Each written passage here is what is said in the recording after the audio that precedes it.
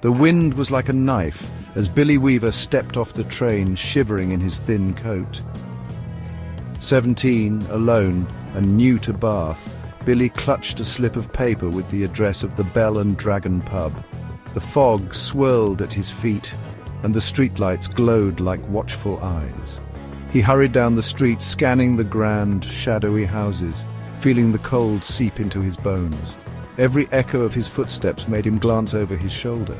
He missed home, but he was here for a new job, a new start. The houses loomed, paint peeling, shadows thick in the doorways. Billy tried to whistle, but his lips were too cold. He pressed on, picturing a warm room and a hot meal. The Bell and Dragon couldn't be far, he told himself, forcing down a growing sense of unease. He kept walking, hoping everything would soon be all right. Billy's eyes caught a small house between two dark buildings. A sign in the window glowed, "Bed and breakfast." Through the window he saw a fire, a sleeping dachshund, and a cozy armchair. The place looked perfect, far more inviting than any pub. He hesitated, torn between his plan and the warmth inside. The sign seemed to call to him, almost pulling him forward. He tried to walk away, but his feet wouldn't move. The urge to ring the bell was overwhelming. He reasoned he could just ask about the price, but deep down he knew if he rang he'd stay. His hand moved on its own, pressing the doorbell. A faint buzz sounded inside. There was no turning back. Billy waited, excitement and fear twisting in his stomach. The door opened instantly, startling Billy. A small, older woman smiled warmly. "Please come in. I was just expecting you." Billy, surprised, stepped inside, grateful for the warmth. The house smelled odd, clean, but with a strange tang. The living room was just as inviting as it looked from outside. The landlady offered a room for 5 and 6pence, including breakfast, cheaper than the pub. Billy agreed immediately. "I knew you would," she said, her eyes twinkling oddly. "But first you must sign the guest book. It's the law." She pointed to a thick book by the stairs. Billy felt a chill, but told himself he was just tired. He walked to the guest book, ready to sign. The landlady's smile never quite reached her eyes. He was lucky to have found this place, or so he thought.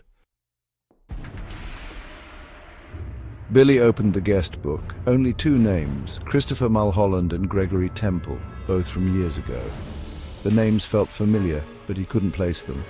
He signed his own name, the landlady watching closely. "Such lovely boys," she murmured, "both about your age." Billy glanced at the dachshund by the fire. It hadn't moved. Then he noticed a parrot in a cage, perfectly still. "That parrot is very quiet," Billy said. "He's resting," the landlady replied. Billy looked closer. The parrot's eyes were glass. "He's stuffed," Billy realized, dread creeping in. "Of course," she said cheerfully. "I do all my own taxidermy. Basil too." The dog was stuffed as well. Billy's blood ran cold. He remembered the names in the book, boys who had disappeared. He looked at the landlady's smile, a terrible thought forming. He was not the first guest to stay forever. Fear washed over Billy, but he couldn't move. The landlady smiled, unfazed. "Before bed, a cup of tea," she said, pouring from a waiting pot. The tea smelled faintly of bitter almonds. Billy's mind raced. The names, the stuffed pets, the strange smell. The landlady handed him a cup, her hand steady, her smile fixed. He knew he shouldn't drink, but couldn't refuse.